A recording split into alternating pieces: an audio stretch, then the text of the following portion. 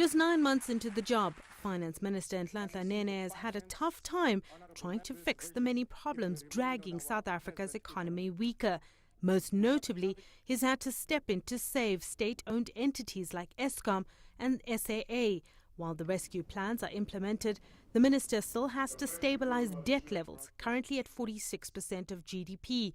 He also has to deliver on promises made in order to prevent further ratings downgrades. The National Treasury expressed a very strong commitment to adhere to the expenditure ceilings they have penciled in and to the medium-term fiscal consolidation targets they have penciled into the medium-term budget policy statement, which means that within the next 2 to 3 years they want to bring the deficit down to 3% of GDP. And this budget obviously has to be one of the first steps to deliver on this consolidation target. The minister is expected to provide more clarity on the future of state parastatals. South African Airways, the Post Office, Telkom and Eskom are all struggling financially. Eskom, though, remains the biggest threat to economic growth. Also critical will be government's plans to create jobs. While the employment picture has improved, the unemployment rate remains high at 24%, with youth unemployment at over 50%. The NDP does stipulate that we need to grow the economy by 5% in order to halve unemployment by 2030. Right now we need to actually grow over 5% and we're growing at 2.1%, and our potential growth is around 1.52%. So it is low, we're underachieving and we're not reaching the targets of the National Development Plan. Investors are also keeping close tabs on labour tensions, especially in key industries like mining and motor manufacturing.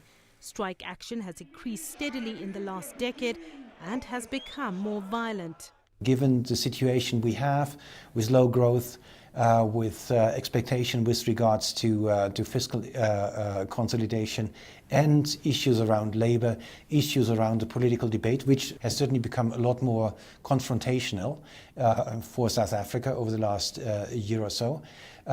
Investors are certainly wary of the situation, and we can easily see a situation where risk is on again and then we have outflows and we have pressure on the exchange rate again. South Africa's public sector wage bill stands at around $40 billion and draws the largest chunk of the $120 billion budget. Social grants and education usually get big slices of the pie.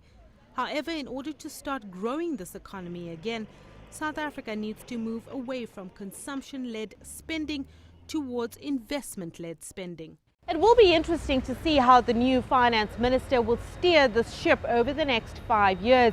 In the last 9 months, we've seen a no-nonsense minister stepping in to restore confidence at some of South Africa's state enterprises.